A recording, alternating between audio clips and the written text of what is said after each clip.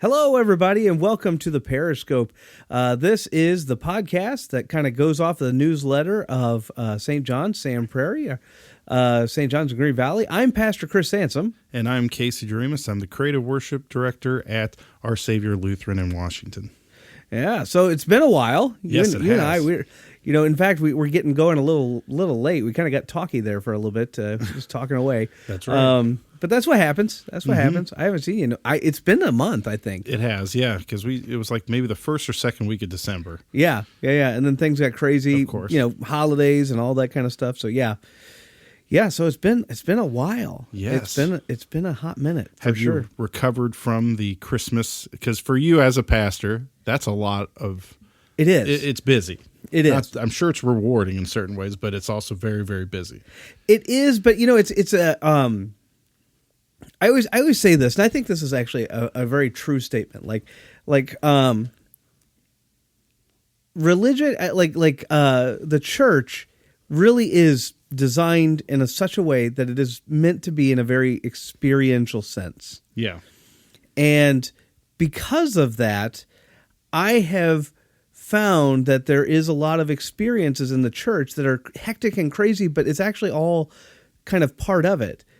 For the same reason, so if I normally had a service at 10 a.m., I probably would say, well, that's just a normal service or whatever, yada, yada. Right. But 10 a.m. Christmas morning is almost my all-time favorite service. And that's changed. Like, it used to be Good Friday. I used to love Good Friday. And I still do. I still do. I love Good Friday.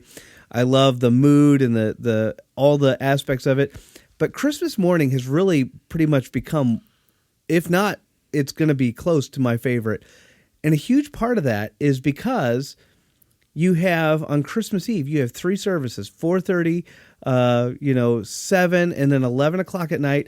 It's busy, it's hectic, you barely have time to eat dinner, you're running. And then all of a sudden Christmas morning hits and you're just like, dude, I can relax. Yeah. And it's so relaxing, and it's such an easy service. It's such a good service. And, after the service, a lot of times people will sit and just chat and talk for a little bit, and I just love it. Yeah. I just absolutely love it. It's not even just like this, the mood of the church or anything. It's honestly just the fact that it's very peaceful. Yeah. And there really is something about it. And again, the church is meant to be very experiential, and this is just one of those aspects that becomes that experiential side of it. Yeah. So...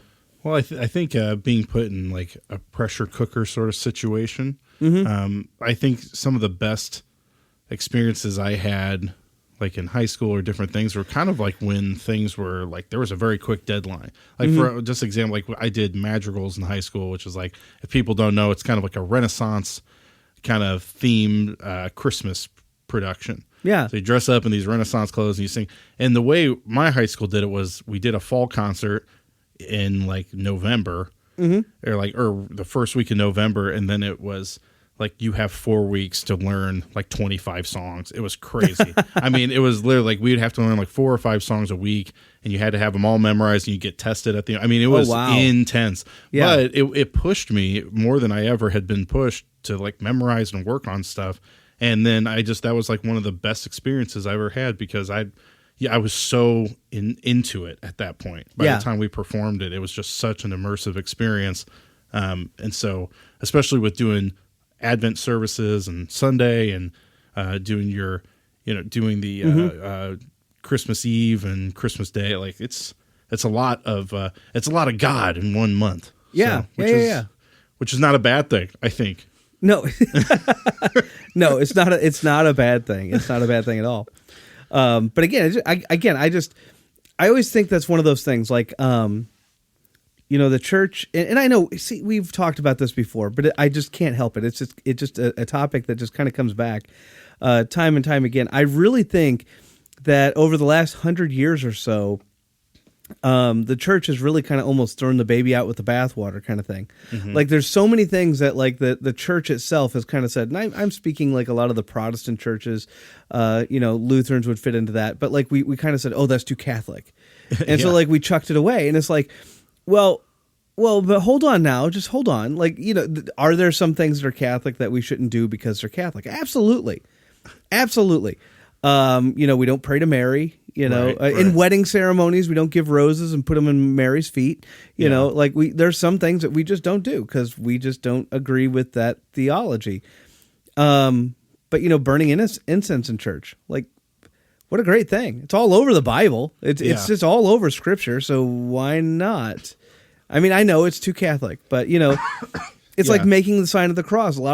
Some people will do it, some people won't. But it's like at the same time, it's like there you go. You're being reminded of your baptism. Luther's Small Catechism has it in there. Yeah, it's a good thing. Now there's another. Well, I don't know if we want to. Now we're jumping ahead. If we get into like the stupid questions, we're jumping into stuff. Just that, I know because. And I already know that is in representation of your baptism when you make that sign. It is a remembrance of the baptism, yes. So is that something like if someone came in to St. John's and it was like every time we pray or say amen, someone does it, is that are you looking at them like, what are you doing? Or is that like, no, you can totally do that? Or is it? Look, as far as I'm concerned, you can do it whenever you want. Interesting. That being said, it is usually done with the invocation or the saying of the Holy Trinity. Oh, okay. So, in the Father, Son, and Holy Spirit is when it's usually done. Oh, okay. Gotcha. There are some exceptions, like a lot of people do it at the end of the creed. Of course, the creed, if you break the creed into three parts, it's Father, Son, and Holy Spirit. So, so you kind of have that Trinitarian aspect there as well. Yeah. So, anyway. Well, and it kind of feels like sort of like the salute or something. Like, you're really not supposed to be doing like a salute if you haven't served in the military, or at least the certain way you're supposed to. So it makes me wonder, it's like maybe some people feel like, well, I can't do that because I'm not Catholic. Like I'm not in that world or something, Yeah, I mean, I understand that, but again, it's just more, the making of the sign of the cross is really all about remembering you're baptized and remembering who you are. It is kind of like an identity marker, right? Whenever a child or a person is baptized, we say, I make the sign of the cross upon your forehead and upon your heart to mark you as one redeemed. Like those are like some of the words of our liturgy. And it's like, and so you just get reminded like, oh yeah, that's right. I was baptized, I was baptized in the name of the Father, Son, and Holy Spirit. Like, okay, so this is being said. I'm going to do this again. I'm going to remember. And so, and I think we talked about this. Was it last? It might have been last month. Was it? Well, because I talked about one of my favorite sermons of all time. Oh yes, you did talk about that. Yeah. And it was all about making the sign of the cross. Oh, gotcha. Yeah. And then I never sent it to you, and I was going to send it to you, and I never did. Yeah. So it's failure on my end. No, it's interesting though because there is such a strange. I've been thinking about this a lot actually because I got into. Now I've studied music my whole life, of course, but like I've been a drummer primarily in my life. I'm always in the back of the band typically. So when I'm leading worship, I'm comfortable playing music. It is kind of slightly uncomfortable because I'm not used to being up in front. You know? Like that's really not something I have done a lot. When you think of the grand scheme of my life. And one thing I heard, I've been getting into this guy who talks about leading worship and about different things. And one of the things he says is that like the congregation they're looking to you for what's acceptable. And he goes, if you look stiff and like you can't move, they're going to think, oh, I better be stiff and not move. Yes. And that was one of the first things that hit me like, oh crap, I really do need to like get serious about like how I present myself. Not in a way, because you think about it as like I don't want to look arrogant or make it about me. And that's how I always felt. But now I'm like, oh, he's got a point. Like if I look stiff or I look like, hey, you can't, So getting into that, it's like raising your hand up. I know, like I joke around all the time with people, especially since I'm around Lutherans all the time now. Is that like, oh, we can't like raise our arms up, or anything like that. Yeah. But is there anything that really says like you can't? So this is one of those things. Like, and I was actually just asked this question not too terribly long ago. And so it's actually worthwhile to talk about and kind of address. Here's the problem that you're going to face. there's like, look, there's a lot of little things like scattered throughout church and tradition and so on and so forth, and they're little nuanced things. Mm-hmm. And it's one of those things. Like, look, I'll give you a great example. You'll notice in most Lutheran churches when they say the consecration of the elements, they'll say, on the night in which he was betrayed, Jesus took bread, he broke it and gave it to his disciples. You will notice that most Lutherans do not break the bread. Oh, yeah. They don't break the big wafer, if you will. But then you'll go into another church and they will. Right. And this is like but yet I've been in Lutheran churches, LCMS churches, where they do break it. Mm-hmm. And the reason that, at least at seminary, we were kind of told, don't break the bread, and it was like a big serious thing, was because there was a group of Anabaptist, or basically sacramentarians, people that were against the sacrament of the altar. They didn't believe that Christ was really present. Oh. And so one of the ways that they do it, they'd kind of say, well, here's your proof. And so in the middle of saying the words, they would break the bread to say, hey, Jesus isn't here. Ah. And so that was kind of their big symbol. Like they would symbolically do that. Can't get words out, apparently. Yeah. They would symbolically do that by breaking the bread and kind of showing the people, like, see, Jesus isn't here. This is just bread. Yeah. And so now, like, even though if you went into like 99% of Lutheran churches, nobody knows that. Right. Yeah. Nobody is thinking about that at all. And yet we're still kind of like, yeah, we're not going to do that. And I feel like the raising of the hands is the same thing. Like, so there is a theology that is out there that says that I need to accept Jesus into my heart, and I've talked to you about that before in terms of like decision theology and some of the problems that we have with that. But one aspect of it is they feel like they need to reach out to God, and they feel like in order to get closer to God, they need to like reach their hands up. It helps them feel close to God, and they want to feel close to God. And this is gonna, they got to reach out like they're kind of trying to grab God. And so it becomes this theological point of, I need to reach out and like grab hold of God. In that regard, if that's your theology, then yeah, that's wrong. God's right. Present. He's present in worship. He's everywhere. Now, is there something like strictly like forbidding that? No, I mean, not really. Well, I guess it also depends on your intent, because if you feel like I'm not connected with God if I don't do this, like that, yeah, that's a problem. But it's kind of like, I don't know, if I think of like my children, it's like if they want to come and like cuddle with me, they don't have to. Yeah. But like I do, like I like being close with my children. Like, so it's kind of like if someone's like, I don't need to raise my hand up to connect to God, but I want to. Yeah. I mean, it's like, if that's, I mean, in that sense, is that like, totally okay? I mean, it's like, as long as they're not thinking God's not with me if I'm not doing that. And again, I forget where it is, but like there's a couple verses where they talk about raising their hands and rejoice of God or something like that. It's in the Old Testament. Again, I forget the specific reference. So there are biblical examples of people raising their hands. Most of the raising of hands, though, actually take place with the priest and like with Aaron and his children. And in those scenarios, like it's because it's a part of the prayer. It's a part of the hand motions that he uses when he's praying. Gotcha. And in fact, liturgically, we use some of those as well. Again, to be honest, I don't right now, just because I don't think a lot of people would really understand it. But there will be a time, more than likely, where I will probably start adding that in. I'll start explaining it to people like, okay, here's what's going on. But again, with the raising of the hands, is there anything inherently wrong? No, but at the same time, it's like you got to be careful with what you're proclaiming.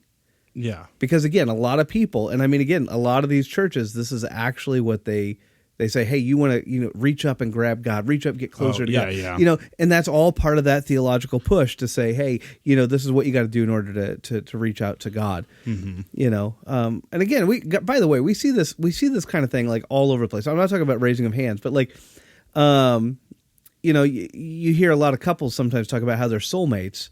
And it's like, okay, well, most people don't realize that like soulmate is actually theology. Yeah, yeah. And like, so what they're saying is I found like my person. I really love this person. Mm-hmm. I want to marry them and yada, yada, yada. But believe it or not, there's actually a technical theology of soulmate. Mm-hmm. And the idea of it is that, basically at some point, God rips a soul in half. He tears it asunder. Yeah. And so whenever you are born, you're only half a soul. Mm-hmm. And so your job is to go and find the other half of your soul. Yeah. And so when you find that person, they are your soulmate. They're the other half of you, quite literally. Yes. And it really is a theology. There are people out there that firmly believe that God is ripping souls in half, mm-hmm. and that you can only find right. like, but from a Christian standpoint, that's incorrect. Yeah, yeah. And so you won't hear a lot of, at least people that know that theology, a lot of those people are going to say, well, we're not going to talk about soulmates. Right, even right. though 99% of the people, don't recognize that theology, it still doesn't matter. It's like they're going to say, well, I do, and I'm aware of it, and I don't like saying it. So it's right, like, yeah. So yeah. That's interesting. Again, you get a lot of these like little theological like tidbits that are just kind of scattered everywhere. Yeah. Well, I'm sure as I think anybody in any profession does, you think over every tiny detail. Yeah. To the point of, do you raise your hands? Do you say, do you phrase something this way, or do you phrase it, there's. Oh yeah. And especially when you're going to school for something that is like what you do, it's like, I'm sure it's a lot of debates, I'm sure, about. Well, and in fact, I always say, like, one of the more interesting classes that I had was called Lutheran Mind, and I don't know if I've ever talked about this here or not, but yeah, I don't know. But for the class we had 3 papers, 3 papers to do. They were only like 3 or 4 pages each, which I don't know if like you're in high school that might sound like a lot, but. When I was in college, like we were doing like 10 and 15, 20 page papers. Right. Yeah. So it's like, dude, 3 pages, like I can do that like in an hour. Right. Yeah. Like it's not that bad. But they were incredibly specific. And the one thing that the professors were very known for is you always failed on your first time. Everybody failed the first one. Like everybody. Yeah. And you got to rewrite these papers. You had to rewrite them over and over and over again until you passed. And it was pass-fail. The class was pass-fail. And you had to pass all 3 papers. And so you would write these papers. You'd take them to your prof. You'd get them back, and it would just be like blood red. Like it's just all over the place. And you'd completely like reword it. Like now, if you were really slick and smart, you'd get it on the second try. Yeah. But most people, it took 3 or 4 tries. All right. Because they were just they just ripped them to pieces. Like you had to have everything just perfect. Right. And listen, I'm asking you this question. I'm prompting it. How many tries did it take you? Honestly, the first paper took 3 tries. The second one, it only took 2. Yeah. I can't remember the third one. Yeah. You probably learned from the first one a little bit more, maybe. Yeah. So yeah, less. That's interesting. That's I don't know. I'm sure that there's so many things, and I know you've talked about little discussions you'd have in like at seminary about at lunch, or whatever, little things that people would debate on, and it's very interesting to see. But I think I already got my question out of the way for this. Oh, is that what? Is that? You're like, oh, I did it already. I feel like you answered a lot, got into a lot of stuff, and I don't want to, I think hit people with 4 more things or something. But anyway, do you have a topic tonight, or a news story? I mean, well, I did. I was going to talk about the fires a little bit. Oh yeah. For those of you that are, so when this is being recorded, we have a lot of fires going on in L.A. and everything else. Mm-hmm. Lots and lots and lots of criticism going on both sides. It's just absolute chaos. Mm-hmm. In so many ways. Certainly keep the people in your prayers, and I know, look guys, I know that's one of those things where you think like a lot of people are like, well, that's Hollywood. Those are the super wealthy, right. And first of all, yes, but I don't wish them harm either, per se, I want God to do what he does. But at the same time, this is always one of those things that we sometimes forget. Like there's an upper echelon, and a lot of them do live in that particular area. But there's also a lot of very poor people that live over there. Oh, too. yeah. Well, and I can tell you, like, since I have my YouTube channel about Power Rangers, and a lot of those actors there's some of them who I would call them like successful actors in the sense that they do basically work for a living acting. Yeah. They are not going to the Oscars. Yeah. They're not they're doing 6 episodes on this, thing. They're going on a crime show for an episode. They're going on like they're working, but they're not making tons and tons and tons of money. It's like they're kind of just getting by. Yeah. So even though, but they live in LA. So it's a lot of them. So, yeah. So anyway, but just a lot of the things that everybody's pointing their finger at and stuff like that. No, when you say, because I've just heard, honestly, I haven't really like sat and watched a news story on it. Just heard that, seen like things on Facebook about it. What is the criticism mostly just about the wealth that like, oh, poor, millionaire losing their home or whatever. They don't, they can afford a new one or whatever. Is that the main criticism, or is there anything else going on? Man, there's a lot of stuff being said on almost every side of the aisle you can ever possibly imagine. Yeah. The insurance dropped fire protection for, wow. And again, there's a lot of conspiracy theory. Now you're getting to like, okay, so some people say like, okay, the insurance, basically dropped fire, and then all of a sudden here we have a fire.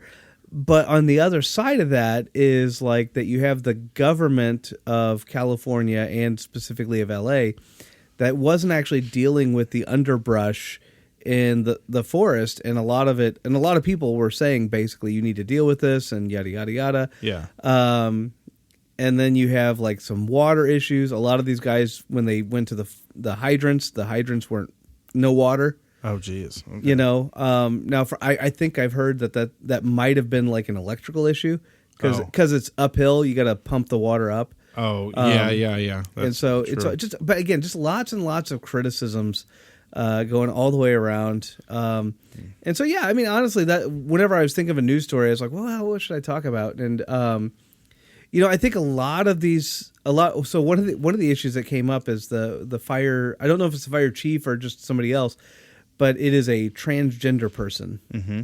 And, so of course you get some criticism with that. Right. And it's one of those things where like, if that person can do their job, then they should be known by their work and not by their, quote unquote gender identity. And I think that's a good lesson. We've talked about this before with Taylor Swift. We've talked about it and other things, but like, whenever it comes to our jobs, our work, our vocations as Christians, one of the things that we want to do is we want to really just try to do the best that we can. Yeah. And I think I see a lot of people, again, a lot of the criticism is basically that these people are not doing the best that they can. Mm-hmm. And then their criticism is like, it's not what you think kind of thing. And so I don't know. We'll see how this unfolds. I don't want to really comment one way or the other, especially in the midst of the crisis. I figure like there's going to be so much pressure on these people that eventually the truth will come out. Yeah. At least I hope so. Yeah. I don't know. It is amazing how many, I don't know. There's just a lot of stuff, especially recently, that there's not a lot of answers to. And so it'll be very interesting if things change when like a new administration comes around, if they're going to put more pressure on these, like, kind of hidden things that we don't know about, or what will happen. I don't know. But again, I think one of the things though, like, again, we're just talking about people that need to try to do the best that they can. But again, it's also a good reminder for us as Christians to say, hey, you can't just slough these things off. You got to try to do, the best that you can. This is what you are called to do. Mm-hmm. As Christians, you try, to do the best that you can. And again, I think that goes for firefighters or whatever, and so on and so forth. Again, I don't know what else I really want to say without getting too much into like the political back and forth and all that kind of stuff. Yeah. More than anything, just like a lot of compassion for the people that are losing everything. Because again, some of them are like filthy stars that can, filthy. I say filthy. I've been filthy rich rich stars, filthy star, like filthy star, like filthy rich people that can like just pay it off. But there's a lot of people that can't. Yeah. And there's a lot of people that are in really bad shape right now. And I do have compassion for them. I really do. You know, and so when it comes time to try to help them, I don't know what we'll be able to do, but hopefully there'll be something. So anyway. Well, it is. I mean, you talk about doing a good job, like whatever we're called to do a good job. And I don't know, I've thought a lot about that recently. I don't know if I've talked to you about this since last time we saw each other, but you know, like it's so weird to me that I can sit there and be like, I should do the best job I can on this nerdy Power Ranger YouTube channel for God, which some people would like laugh at, but it is legitimately, I've felt that more and more. There was, I don't remember if we talked about this last time because I don't know where it was at the time, but my, I had a video that was talking about, maybe I did talk about this. I don't remember, but I had a video that talked about basically this, these two actors that were on Power Rangers who hated each other. You whole did. Thing.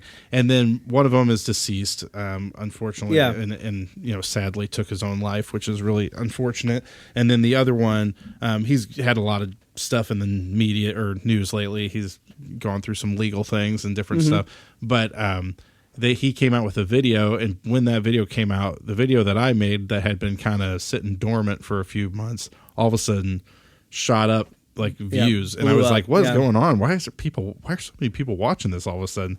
And it was because of that. But I've had so many comments from people, and the thing, especially with the guy who passed away, who I've had a lot of people contact me who are like, oh, I went to high school with him. Yeah. And other people are like, yeah, I trained with him when he was trying to do MMA. Yeah. And unfortunately, not a single one of them have been positive. They've all been pretty negative. And so it's like, no matter where you are in life, what you're doing, it's like, it keeps reiterating to me. It's like, do the right thing. like be a good person, you know, be a good Christian and put your all into it, because it's like here, you know, this guy unfortunately took his own life and is deceased, and he's left behind not a great, you know, life. And it's causing, and now there's all these people who are like angry and rageful, like sort of in this, I'm defending him in a way. And it's like, it's unfortunate that there's all this like anger and hatred with this, you know, small fandom, not like this gigantic thing. But I get it's that. just sad that some people are sort of losing their minds over it.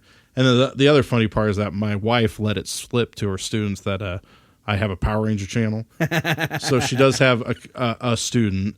She had a few who followed me, but one who is like a legitimate big Power Ranger fan. And so now I'm like, well, thank goodness I keep all my stuff very clean. And like, I'm not, you know, using curse words or saying anything vulgar.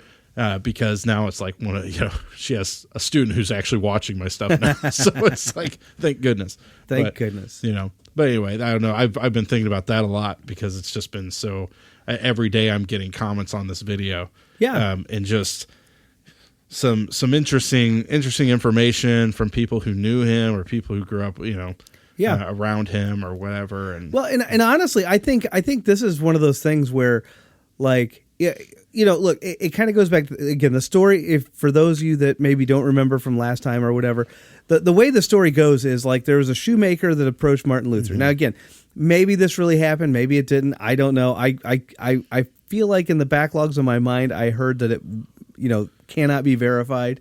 Yeah. You know, but it's kind of like this story, this legend that passed down. But it's a good story. Like the guy comes up and he says, look, Luther, I made these shoes and I put crosses all over them. You know, I'm going to spread the gospel. And Luther basically said, no, just make really good shoes. Yeah.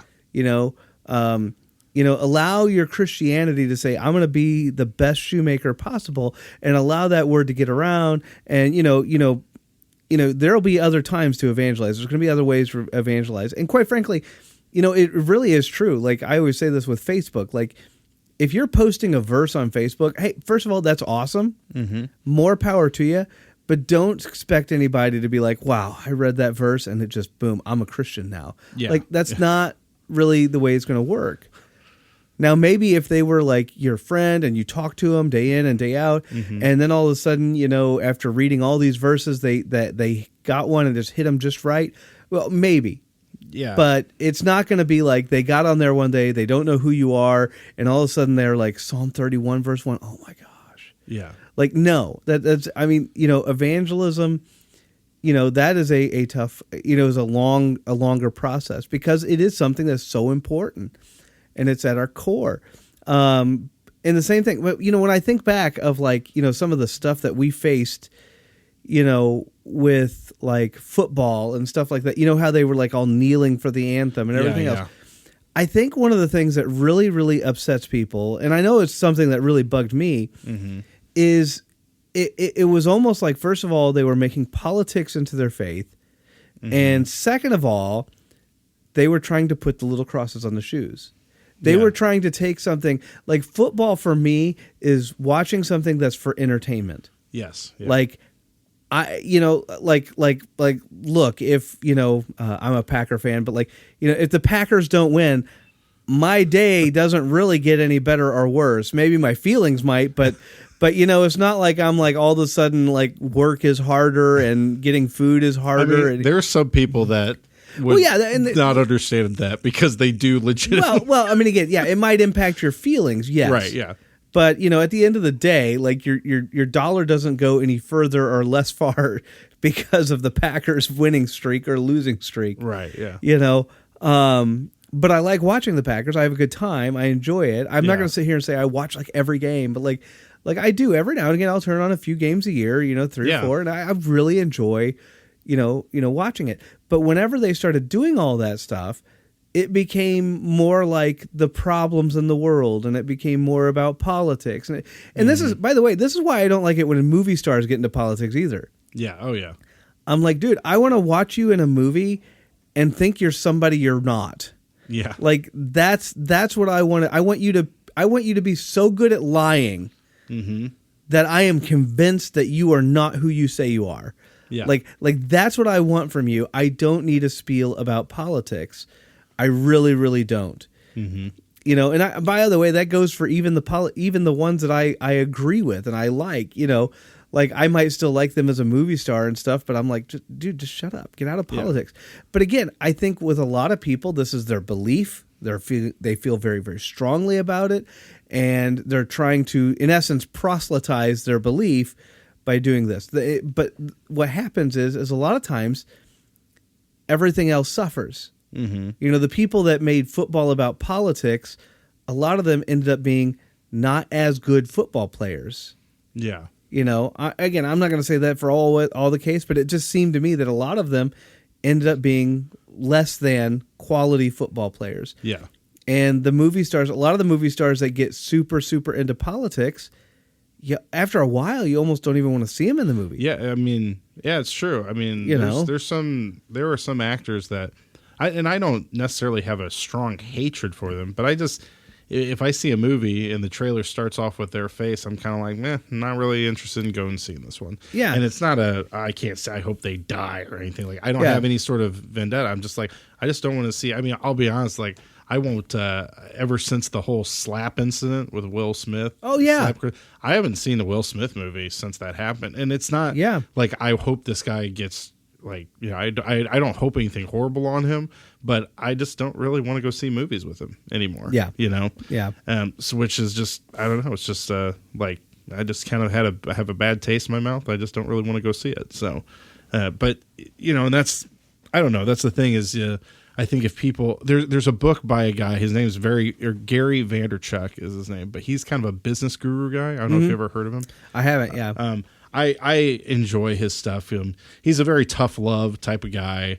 His family immigrated here when he was young, and he basically learned, you know, how to speak English from like getting into football and watching all stuff. Anyway, and he has a book called Jab, Jab, Jab, Right Hook, and he talks about how people are they have this sense of like coming in too strong and being like, hey, I have something for you. You should, you know, buy this from me. And it's like, no. Give them some, like, put free stuff out there, things that they could use, things that help them in their life. And then when they really feel like they have a connection to you, you can go, by the way, I wrote a book. Yeah. I mean, you know, if you want to get it, that'd be cool. And then a lot of those people are going to go, you know, yeah, I like this guy. I'll support his book. And they'll do it. And so, and I mean, and that's kind of his way of saying, like, you should be putting good out in the world. And like the right hook will come like when you need it if you're doing all these things to be like a good person. Like just focus on being a good person and doing these things. Yeah. And I mean that's kind of summing it up very simply, but I think that's very true. And like this whole situation, like this video that I had, I mean I told kind of the story about how I had this streamer who wanted me to come on the live stream. He just bashed me for like an hour, and all this stuff. And at the end of it, it kind of was like, "You have anything else to say for yourself?" Basically. And I just said, "Well, I'm a Christian, and like, this is how I live my life. And I know you think I'm biased, but I'm actually just trying to I'm not trying to tear anybody apart. I'm just trying to sort of show, people. And I don't want people to get angry. And I think it's bad that people are getting angry. And like."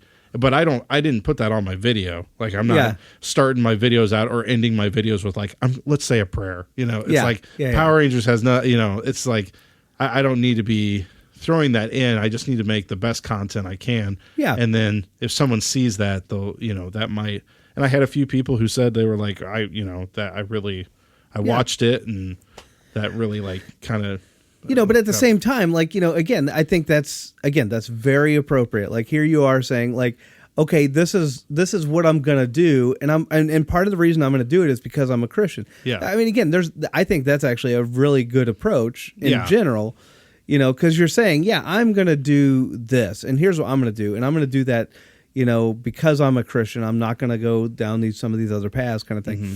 And again, I think all that's appropriate. And I'm not saying you should hide your Christianity by any stretch. But I think it's the fact of like the shoes. It's like, you make really great shoes. People are going to be like, you have a value to them. Yeah. And you're showing them something. It's like, if you make really crappy shoes, but you got a cross on them, people are going to be like, these shoes suck. Yeah. They're not going to like them. It's like they need to be good shoes first because, and I mean, I know a lot of young people, especially like musicians who they start out and they think that, well, if I do like Christian music, I'm going to like get support from churches. And they kind of go down that route because they think it's going to like help them. And it's like, well, do you want to do Christian music or is it just because you think like you're going to get more gigs being a Christian artist? Yeah. It's like, and sometimes it works out and sometimes it does not. Yeah. Well, and I do think that there is, I will say, I'll say a couple things. First of all, I think I've listened to a few like Christian music bands and stuff recently. And I think Christian music as a whole is actually getting a lot better. I think it is. And actually I've been really happy about that. And in fact, the last couple like quote unquote Christian movies that I watched, I thought were actually a lot better than some of the ones because we've talked about that with Christian movies. Yeah. Because guys, we went through a dark patch. We went through a real dark patch. And again, it's really hard because like, you go back through our history and we have, we have like the Praetorius service and, Gregorian chant. We have Mozart and Beethoven. We have all these like massive, gigantic composers that put their heart and soul into something that is so gorgeous, so beautiful. Mm-hmm. It stood the test of hundreds of years. And then we got whatever happened in the 90s. And then Chris Tomlin was born. No, I'm just kidding. And I mean, again, I just some of that music, and it was like, they were popular bands, and I'm just going, why? Yeah. Well, why? I mean, that's a whole discussion of like, I saw a TikTok the other day of someone being like, why does all Christian music suck nowadays or something? And someone's like, it's because you have to write music that's accessible to everyone. Because like a little church that is like maybe who has one guy who can kind of play guitar has to be able to play those songs. And so they try to make them as simple as possible so that it's achievable. And, that's not the way it was, obviously, back when you have Bach and all these people who are writing these huge pieces. But they also had programs where, like, if you were doing music, you played at the church. Yeah. Well, and honestly, I mean, look, again, you and I both have talked about, Mars Hill before. Oh, yes. I love it. Yeah, I love but one of the things that I thought was actually ingenious that he did was, like, have the bands try out. And then so the people leading their worship music was actually like full on bands. Yeah. Yeah. They were playing their music. And so it could be complicated and complex. And I honestly, I will say that's, for me, that was not a criticism of him. Now, how he kind of handled some of the other stuff, yes. Everything else he did. Everything else he did was horrendous. But yeah, and it's interesting because that also goes back and forth because, like, I mean, I don't know how you feel. Well, I mean, I think I kind of know how you feel about this, but like, I benefited greatly from being at a church that they would allow like this middle school kid to play drums like every other week. And we had a lot of musicians though. So it was like, had I been the only drummer, I would have done it every week. But yeah, we had like 3 or 4 people, so we would switch off. But like right now, there's a kid that I have been talking with his parents, and they want me to start teaching him drum lessons. And they go to a church, a pretty popular church in town that I know probably pay their musicians because they can afford it. And also they want really, really, really great music. Yeah. And that kid, I mean, at this point, he could never go up and play at church because he's not at that level. And so, but one of the things for me is that I learned so much because I played at church. And by the time I was playing like in high school, I knew what I was doing, like to the most part. And it really gave me an advantage in the music world above like some of my other like peers who played drums, but they weren't playing at church. It really gave me an advantage. And so I look at that situation like it's great that they have really great musicians because they can, pay him or whatever. But it's like that kid kind of loses out because they're not going to let him play. Yeah, but I always say that, this kind of comes back to the idea that there's like a time and season for all these things. And it's like, I mean, look, it's kind of like when we start, and again, we've had this discussion before with music as well. And I mean, it goes along the same front. Like there are certain songs and people go, well, like this is just really repetitive. It's not very, gospel centric. It doesn't talk about Jesus. And it's like, yeah, but there's a time and place for that song. I'm not saying it should be every song in every service, but like again, who doesn't love Amazing Grace? Right. But like go back and reread those lyrics. Like Jesus is nowhere. God is mentioned once in one verse. Yeah. It's not. If you use that kind of a criteria, it's not necessarily a really good theological song. Yeah. But are there times and places for it? Well, right. Absolutely there are. And the same thing with all these music. And the same thing with like the kid that is just learning to play drums and, should the church like open their doors and their hearts basically to say, yeah, he can play a song here or there. Yeah. Maybe it's not like the leader or something of every service. Sure. Yeah, but like every now and again, maybe. Yeah. Yeah. I think that's absolutely great. Yeah. And that's the hard thing about I understand why people the repetitiveness gets a lot of people, but I always think of it I don't know. There's something to me about singing a line. Like I really like the song Surrounded. That's one of my favorite, and if people don't know, there's verses to it, but there's actually versions of it where they don't sing the verses at all and they just sing the chorus and the bridge. And the chorus is, "This is how I fight my battles," and you repeat that 4 times. Yeah. And then the bridge is, "It may look like I'm surrounded, but I'm surrounded by you." And they repeat that 4 times. And that's it. Yeah. And so and I know there's people like, "Oh, I can't stand that song." But the thing to me is I sing that song and it takes me probably 2 or 3 minutes to actually start realizing what I'm singing. Yeah. I mean, and I say that as the person like leading it too, is I'm singing it and it's like, this is how I find my battles. This is how, but then I start to think about like, do I really though? Am I really letting God, like, am I really going to God for all my battles? Or do I kind of just, like, do I just kind of think I can handle this myself? I don't need to, like I'm one of those people. I think I have a tendency to be like, I don't need to bother God with my issues, which is kind of like, is that how I should act? Probably not, and the same thing with like, it may look like I'm surrounded, but I'm surrounded by you. Like as in, it may look like I'm surrounded, like I'm, like almost like I'm drowning, but I'm actually like, I'm okay because I'm surrounded by you. And again, it's like I can sing that for 2 minutes and maybe at 2 minutes, I'm like, oh, right. I'm realizing what I'm singing, And so it just, I don't know. It just depends on how people, how they take it. And I think a lot of times when I hear people be like, I just can't stand that song because it's so repetitive. It's like, I think you're thinking of it as the repetitiveness and you're not thinking about the words. It's like, just really think about the words right now. Because I think if you do, you might start you might change your mind about it. But yeah. At least that's how I approach it. I don't know. Maybe other people don't. But well, again, like I said, I stand by my previous statement. There's a time and place for all of it. Yeah. Is, you just got to find that time and you got to find that place. Right. So, yeah. Yeah. Yeah. There's my thoughts. There's my thoughts on the matter. Now that you say that, I think about how many times Amazing Grace says I and me. Uh-huh. It's like, it's a lot of I once was lost, but now I'm found, was blind, but now I see. It's a lot about ourself, actually. No, I'm just kidding.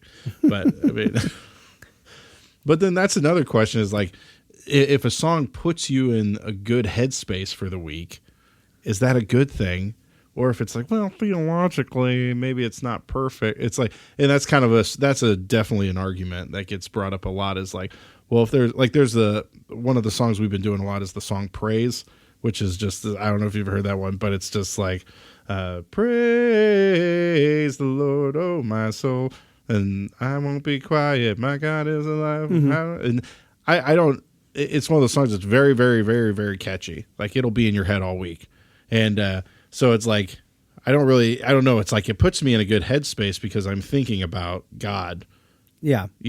So but then it's the question like, well, theologically, is it perfect? And it's like, I don't know, to be honest with you, but it's like, I don't know. I just know I've had a lot of people say like, oh, that song, that song's in my head all week. And it's like, well, then you're thinking about church. That's good. Yeah. You're thinking about God. So that's the debate. I think, one of the issues that you face with contemporary music in general is that, increasingly the music is taking over parts of the service.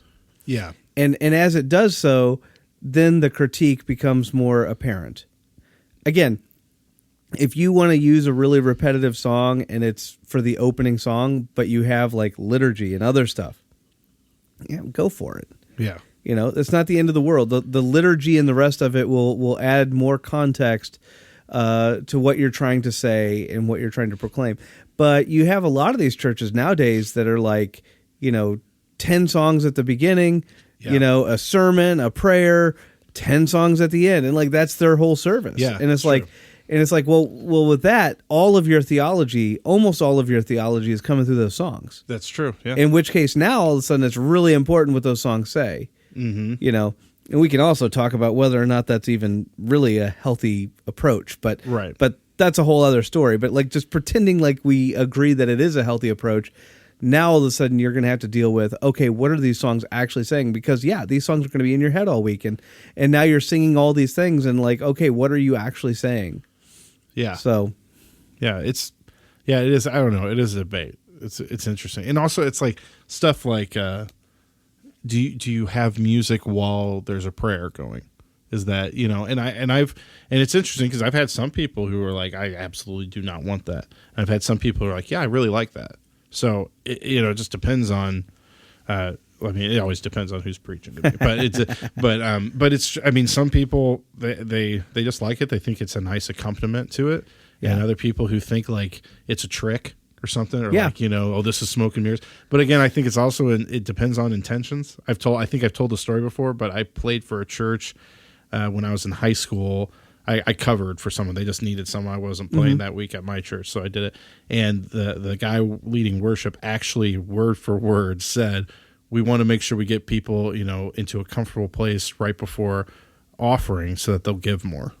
And I was like, whoa. I was like, which first of all, no one ever said that at my church, like growing up. No one ever said it like it was a trick.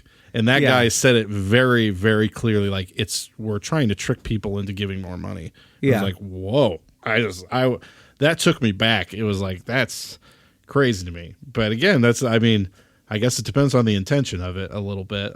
We would have piano during a prayer, but never once did I hear anybody say we're doing it so that people give more money. Yeah. It was always just like, oh, it's nice, So yeah. Well, and again, I always, I don't know, I kind of go back and forth on that one because again, I've seen it done where like, if they get to a sad part in the prayer, all of a sudden sad music. Right. And it's like, okay, so now you're just like manipulating emotions kind of thing. And I don't like that. Mm-hmm. But I've also seen some people just play a real light, neutral kind of sound through it. Yeah. And I don't know how I feel about that. Yeah. I'd have to really dwell on that one, but Yeah, I try to approach it in like neutral, like you said, like something that's not super. You know, I don't know. It's I don't have anything written out. I just kind of play and try to, you know, just kind of go with whatever. Yeah, it sounds good at the time or whatever. But now here's kind of a controversial thing, because there's someone who got kind of famous on TikTok for they would play during, like, you know, they were the keyboard player of like this big mega church. Yeah, and so they started posting videos where it was like they're playing and someone's preaching and it's all very you know, sentimental, and then it would be like there'd be text in the video that'd say like Bluey theme in 3, 2, 1, and they're playing this very, you know, like, you know, beautiful, like, and be like ba da da da ba ba ba ba, and they throw it, and then there was all these videos they were throwing like theme songs and different things, and it was kind of like, no, it's funny. I could watch that, kind of laugh, like, that's funny, but then you're also kind of like, but you know, if you're doing that, you're probably not. If your whole thing is like, I'm always like playing a theme or making a joke, it's like, is that probably the best thing to be doing? You know, I mean, I don't know. I mean, I guess I would say if like they're always doing it, then yeah, that's problematic. Yeah. But I mean, if they did it once, I think it'd be funny. I mean, again, you got to have a little bit of fun in life. That's true. You know, I'm not. You know, again, you're right. If they're doing it like all the time, then yeah, that's just like, you know, now you're upsetting worship, and that's no good. Yeah. But if they did that, like, you know, one time or something, like, that's okay. That's got some humor mixed in with it. Yeah. Some well-meaning humor. Yeah. Yeah. Well, I feel like we've covered a lot. I guess it's because we haven't seen each other for so long. We're just true. like really going. We have a lot. Yep. Afraid it's true. Afraid it's true. All right. Do we want to jump to our? I think we better. All right. Better. See, we're out of practice. We're so out of, ready. Yeah. Church chatter. Yeah, buddy. All right. Well, church chatter. We just started the Red Letter Challenge over at St. John's Sand Prairie. In fact, we should, you know, we're starting it, reading it through. It's a day-to-day devotion. You know, I hope other people join us. I mean, quite frankly, we've already had a pretty good response from it. That's good. It's been pretty exciting. I'm pretty stoked. Pretty fun. We had our first sermon and everything on Sunday, and so the next 5 weeks, it's a 6-week program, but for the next 5 weeks, we're going to talk about being. We're going to talk about forgiving, serving, giving, and going. So, you know, nice. Talking about the red letters, that's the words of Christ, and we're going to basically try to implement those into our lives. And so anyway, again, it's one of those things. It's like, it's hard to describe, but at the same time, it's like, it's been really exciting. It's been a lot of fun. I'm excited to see where this goes. I'm excited to see how it goes. Yeah. So, pretty stoked about that. So anyway, we got more books. You know, everybody asked me, like, so we ordered, we started with like 12 books. Yeah. They went really fast. Yeah. And then I ordered 30 more. Flying off the shelves. They went fast. And now I've ordered 10 more and they're not in yet. Oh. And so are they all spoken for? I don't know, but I know people are like eager to get the books, and I don't blame them. But it's like, they're still not in yet. So I'm waiting. I was there today, hoping that they would be in, but they were not in. So yeah, that's cool. That's awesome though. I'm glad I'm glad people are excited about it. Yeah, no. So that's kind of the big thing that we're doing. You know, again, obviously coming out of the holiday season and all that, we got lots of you know. Calm down, but at the same time, it's been a lot of fun, and I'm really excited to be doing this series here. Yeah, that's awesome. Anything else coming up? I mean, is that pretty much it so far? That's pretty much it. Yeah. Like we're coasting till Lent, buddy. Yeah. You need I mean, as much of a break as you can have. Not that you're still not that you're not preaching or anything. Yeah. Just So anyway, I mean, we got other stuff kind of going on. We always do. Yeah. You know, our typical and our standard stuff. But Lent starts on March, I think it's March 5th is Ash Wednesday. So coming so up. we get it like a 2-month break. It's a month and a half now. So yeah. Yeah. Well, it's exciting. That's great. Oh yeah, it's good times. Yeah. I don't think we really have much. We're still trying to find a pastor, so that's that's on the. I think during the holidays I think they didn't make any calls or anything. I mean, I think I would assume coming from a pastor's perspective, I think December would be a difficult time to really consider actually taking a call when you're so busy. Yeah. So I think they'll. And yet I was on Facebook today, and Yeah. a buddy of mine actually received a call. I don't know. Really? Yeah. Just this week? Yeah, it might have been last week. I'm not sure. I don't get on Facebook very often, so they'll post the announcement. They're like, I announced to the church this morning, and please pray for me. So they're like announcing that they have a call, and so I don't know how many days old that is. Yeah. like it came across my feed, but I don't get on every day, so it's like, right. I'm like, oh, that might have been a week ago. I don't know. Yeah. I did that. Which call was that? I forget. I remember I did the Facebook thing, but then I never went back on to tell people that I had declined the call. And so it's like months later, people are like, I didn't know if you were still here or not. Yeah. They're coming to visit somebody, and they're like, well, I saw on Facebook. You might be gone, but I guess you're not. I don't know. It's like, oh yeah, I got to get better at that, I guess. Telling people if I accept or decline a call. Oh man, yeah. That's exciting. Well, interesting. Yeah, that's really all we're kind of going through. That's it for. I mean, So. Yeah, it's good to get back into it. But absolutely. So anyway, thanks everybody for joining us today, whenever you happen to be listening. God's blessings to all of you, and I hope you guys all have a good day. Bye. Bye.